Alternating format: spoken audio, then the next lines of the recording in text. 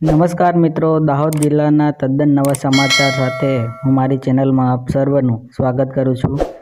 દાહોદ જિલ્લા પંચાયતની સામાન્ય સભા જિલ્લા પંચાયત પ્રમુખના અધ્યક્ષસ્થાને મળી હતી.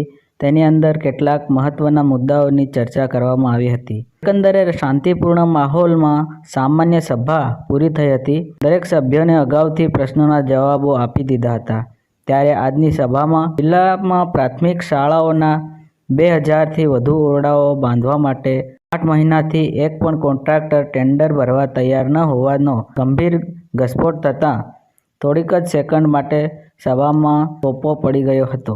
દાહોદ જિલ્લા પંચાયતની આ સભામાં સભા પ્રમુખ શીતલબેન વાઘેલાના અધ્યક્ષસ્થાને મળી હતી. આ સભામાં પ્રશ્નોત્તરી દરમિયાન સભ્યોએ સવાલ અને જવાબ કર્યા હતા, પરંતુ મોટાભાગના પ્રશ્નોના જવાબ અગાઉથી સભ્યોને આપી દીધા હતા. સભામાં વિવિધ સમિતિની બેઠકની કામગીરીનો બહાલો સભામાં લેવાયો હતો. આ દરમિયાન ચોંકાવનારી એક વિગત પણ સામે આવી હતી, જેમાં જિલ્લામાં પ્રાથમિક શાળાના 2014 ઓરડાઓ જર્જરિત છે, જેનું ટેન્ડરિંગ કરી દેવામાં આવ્યું છે. એપ્રિલ 2022થી આ ઓરડાઓ માટે ટેન્ડરિંગ કરવામાં આવે છે, પરંતુ આ ટેન્ડર કોઈ કોન્ટ્રાક્ટર આજ દિન સુધી ભરવા તૈયાર થયો નથી.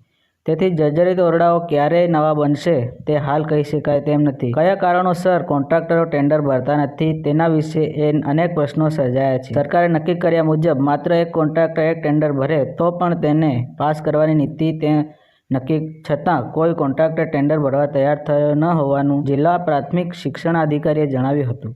આ બાબતની ગંભીર નોંધ ધારાસભ્ય અને જિલ્લા પંચાયતના સભ્યોએ લીધી હતી. આટલી મોટી સંખ્યામાં ઓરડા ક્યારે બનશે, એ જિલ્લાના ગરીબ આદિવાસીઓ એનો ક્યારે લાભ લેશે એ કહેવાઈ શકાતું નથી. સભામાં બીજો મહત્વનો મુદ્દો એ હતો કે પ્રાથમિક શાળાના એચટાટ આચાર્યના સંઘને માન્યતા આપવામાં આવે અને તેના માટે મોટી દરખાસ્ત રજૂ કરવામાં આવી હતી, પરંતુ આ દરખાસ્ત માન્ય રાખવાનો મુદ્દો હાલ પેન્ડિંગ રાખવામાં આવ્યો છે. તેના કોઈ કમિટી બનાવી પછી નિર્ણય લેવાશે તેવી સત્તાવાર જાહેર કરવામાં આવી હતી.